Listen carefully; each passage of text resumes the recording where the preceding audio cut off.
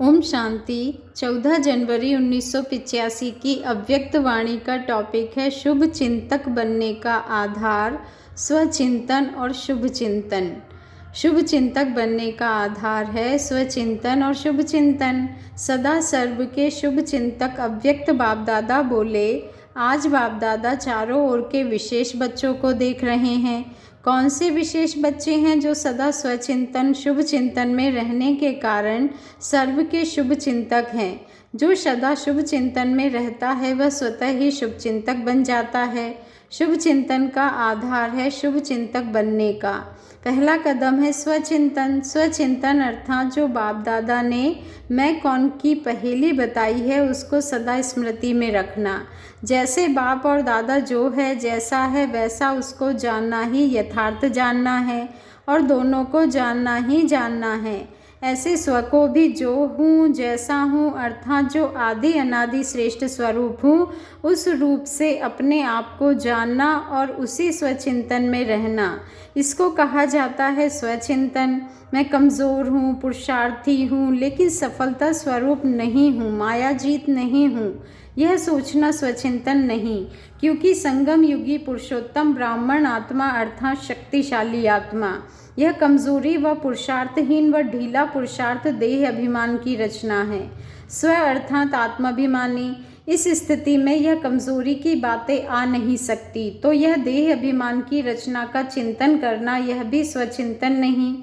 स्वचिंतन अर्थात जैसा बाप वैसा मैं श्रेष्ठ आत्मा हूँ, जैसे बाप है वैसे मैं श्रेष्ठ आत्मा हूँ, यह स्वचिंतन है। ऐसा स्वचिंतन वाला शुभ चिंतन कर सकता है। शुभ चिंतन अर्थात ज्ञान रत्नों का मनन करना, रचता और रचना के गूढ़ रमणीक राजों में रमण करना। एक है सिर्फ रिपीट करना, दूसरा है ज्ञान सागर की लहरों में लहराना, अर्थात ज्ञान खजाने के मालिकपन के नशे में रह सदा ज्ञान रत्नों से खेलते रहना। ज्ञान के एक एक अमूल्य बोल को अनुभव में लाना अर्थात स्वयं को अमूल्य रत्नों से सदा महान बनाना। ऐसा ज्ञान में रमण करने वाला ही शुभ चिंतन करने वाला है। ऐसा शुभ चिंतन वाला स्वतः ही व्यर्थ परचिंतन से दूर रहता है, व्यर्थ चिंतन से परचिंतन से दूर रहता है। स्वचिंतन शुभ चिंतन करने वाली आत्मा हर सेकंड अपने शुभ चिंतन में इतना बिजी रहती है जो और चिंतन करने के लिए सेकंड व श्वास भी फुर्सत का नहीं। इसलिए सदा परचिंतन और व्यर्थ चिंतन से सहज ही सेफ रहता है। न बुद्धि में स्थान है न समय है, समय भी शुभ चिंतन में लगा हुआ है। बुद्धि सदा ज्ञान रत्नों से अर्थात शुभ संकल्पों से संपन्न अर्थात भरपूर है। दूसरा कोई संकल्प आने की मार्जिन ही नहीं, इसको कहा जाता है शुभ चिंतन करने वाला। हर ज्ञान के बोल के राज में जाने वाला, सिर्फ साज के मज़े में रहने वाला नहीं, साज अर्थात बोल के राज में जाने वाला। जैसे स्थूल साज भी सुनने में बहुत अच्छे लगते हैं ना, ऐसे ज्ञान मुरली का साज बहुत अच्छा लगता है, लेकिन साज के साथ राज समझने वाले ज्ञान खजाने के रत्नों के मालिक बन मनन करने में मगन रहते हैं।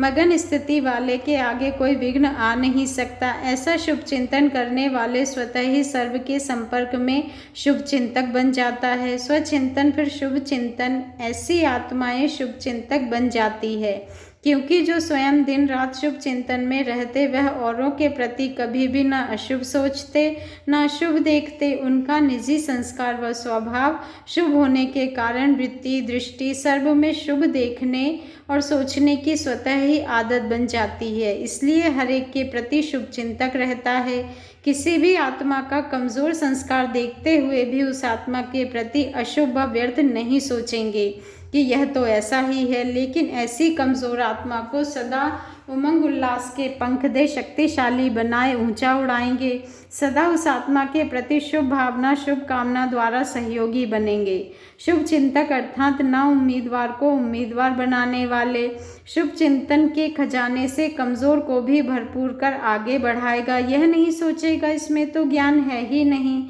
यह ज्ञान के पात्र नहीं, यह ज्ञान में चल नहीं सकते। शुभ चिंतक बाप दादा द्वारा ली हुई शक्तियों के सहारे की टांग दे लंगड़े को लंगड़े को भी चलाने के निमित्त बन जाएंगे। शुभ चिंतक आत्मा अपनी शुभ चिंतक स्थिति द्वारा दिल शिकस्त आत्मा को दिलखुश मिठाई द्वारा उनको भी तंदुरुस्त बनाएगी। दिलखुश मिठाई खाते हो ना तो दूसरों को खिलाने भी आती है ना। शुभ चिंतक आत्मा किसी की भी कमजोरी को जानते हुए भी उस आत्मा की कमजोरी भुलाकर अपनी विशेषता की शक्ति की समर्थी दिलाते हुए उसको भी समर्थ बना देंगे। किसी के प्रति घृणा दृष्टि नहीं, सदा गिरी हुई आत्माओं को ऊंचा उड़ाने की दृष्टि होगी। सिर्फ स्वयं शुभ चिंतन में रहना व शक्तिशाली आत्मा बनना यह भी फर्स्ट स्टेज नहीं, इसको भी शुभ चिंतक नहीं कहेंगे। शुभ चिंतक अर्थात अपने खजानों को मनसा द्वारा वाचा द्वारा अपने रूहानी संबंध संपर्क द्वारा अन्य आत्माओं प्रति सेवा में लगाना। शुभ चिंतक बने हो, सदा वृत्ति शुभ, दृष्टि शुभ, तो सृष्टि भी श्रेष्ठ ब्राह्मणों की शुभ दिखाई देगी। वैसे भी साधारण रूप में कहा जाता है शुभ बोलो। ब्राह्मण आत्माएं तो है ही शुभ जन्म वाली, शुभ जन्म पर जन्मे हो। ब्राह्मणों के जन्म की घड़ी अर्थात बेला शुभ है ना। भाग्य की दशा भी शुभ है, संबंध भी शुभ है, संकल्प कर्म भी शुभ है। इसीलिए ब्राह्मण आत्माओं के साकार में तो क्या लेकिन स्वप्न में भी अशुभ का नाम निशान नहीं। ऐसी शुभ चिंतक आत्माएं होना। स्मृति दिवस पर विशेष आए हो। स्मृति दिवस अर्थात समर्थ दिवस, तो विशेष समर्थ आत्माएं होना। बाप दादा भी कहते हैं सदा समर्थ आत्माएं समर्थ दिन मनाने भले पधारे। समर्थ बाप दादा समर्थ बच्चों का सदा स्वागत करते हैं। समझा? अच्छा।